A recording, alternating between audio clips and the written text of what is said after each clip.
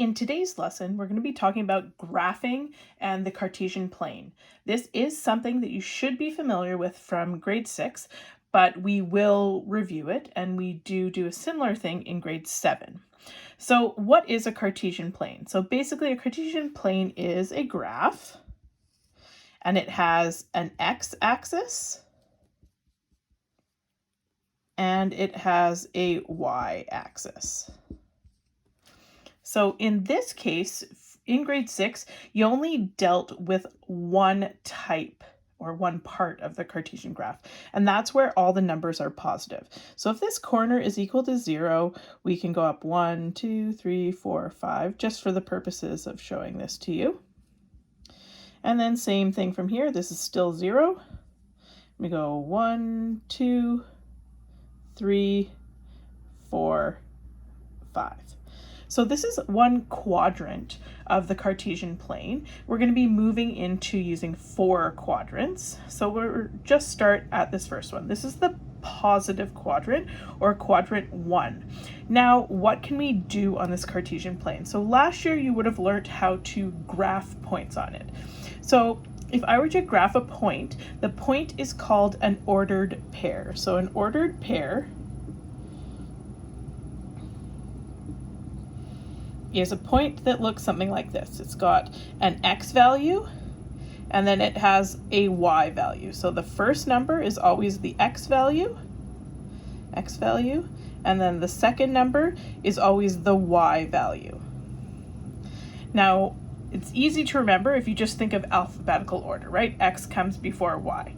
Now, the key part here is how do we plot it? We know that the x-axis is right here. That means horizontally, that's where we're always going to deal with this first value. The y-axis is vertical, so vertically we're going to deal with this one. So how does that work? So if I'm going to graph this ordered pair of 1 and 3, I'm going to first use my x value. I'm going to go horizontal, and I'm going to go over 1. So I'm going to go to the 1. Now I have to look at the other value, which is the 3, and I'm going to go up 3, so vertically. 1, 2, 3, and then I'm going to plot my point right there. So again, I went this way, vertically to the 1, horizontally to the 1, and then vertically to the 3. That's how I graph this ordered pair. So if I were to graph another one of these, what I would do is I'd do exactly the same thing. So I'll give you another ordered pair. And so let's say this one is 2 and 4. I'll erase this just so we can see it better. So same thing, I always start with my x, that's horizontal. I go over 2 horizontally, and then I go up 4 vertically. So 1, 2, 3, 4, and then I plot my point. And that point is 2 and 4 because it corresponds to 2 on the x-axis and 4 on the y-axis. Okay, so how are we going to do this in grade 7? Well, we are going to use the full Cartesian plane, all 4 quadrants. So I'll erase this, and then I'll show you the quadrant graph for grade 7. So this is a graph that you're going to see. Now that we've done full integers, you're going to use a Cartesian plane that looks like this. There's 4 quadrants. You can see right here, this is the quadrant that you were using. It only deals with x-axis values that are positive and y-axis values that are also positive. This is quadrant 1. Now in grade 7, we're going to go through the other quadrants. Now, this seems a little bit weird to me. I don't know why it's like this, but the quadrants are ordered actually counterclockwise rather than clockwise. So in quadrant 1, we only have positive values for our ordered pairs. So that means our x value is going to be positive and our y value is going to be positive. If I go counterclockwise to quadrant number 2, that means, as you can see on this graph, that I have negative x values, so negative x values, but I'm still up in the positive y values. If I continue counterclockwise to quadrant 3, that means that I have negative x values, right? I'm on the left side of the graph, And then negative y values, I'm on the bottom side of the graph. And our last quadrant is quadrant 4. So I have negatives in the y's, but positives in the x. So you can see I'm on the right side of the graph, so that's positives for the x's, and the bottom is negative for the y's. So that's the 4-quadrant Cartesian graph. So how can we actually use this? So we can do two things. One would be graphing, and the other would be recognizing what quadrant a certain ordered pair is in. So let's look at this. Keeping this up here, if I had an ordered pair that was 2 and negative 3, I could graph that, but I could also tell you what quadrant it is, and I can do both at the same time. So let's look at graphing this first. So if I were to graph this, horizontally I deal with the 2 first. So I'm going to go to the right because it's positive, 1, 2, and I'm going to go to the 2 that's right there. Now the next part I have to go vertically, so either above, which is into the positives, or below, which is into the negatives. This case, it's negative 3, so I'm going to go 1, 2, 3, and I'm going to plot my point right there. So that's at 2 and negative 3.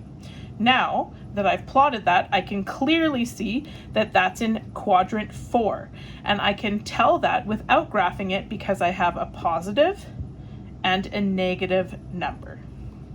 So let's try another example. Let's say I have negative 5 and negative 6. How can I know what quadrant this is in? So I can do one of two things, and I'll do it the opposite way this time. I'm going to look. I have a negative and a negative. So if I look at my graph, I can see which one has that. It's quadrant 3. Now let's graph it to see if we're right.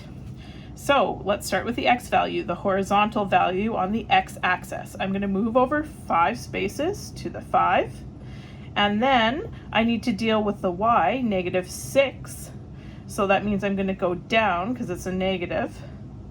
And I'm going to plot my point right here. And you can see it falls into the 3rd quadrant. The last one that we'll look at is one that's from quadrant 2. So let's say I have negative 4 and 6. So I know this is in quadrant 2 because it's a negative x value and a positive y value, as shown in my graph. And then I can now graph it to prove that. So again, I always start on my x. I always go horizontally first. I'm going to the left. It's a negative value, 1, 2, 3, 4. And then I go up 6 because it's positive, 1, 2, 3, 4, 5, 6. And I plot my point, and it's clearly in the 2nd quadrant. And that's how you use the Cartesian plane. So what are we going to do with this? So to make this a little bit more fun, what we like to do is we actually like to draw pictures using different ordered pairs and values.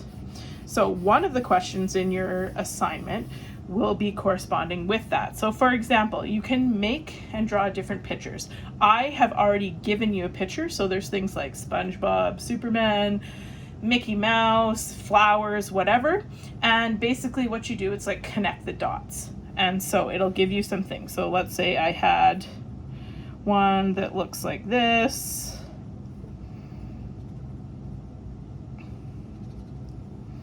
I'd have to make sure to attempt to do this pretty good. I'm just doing this on the fly.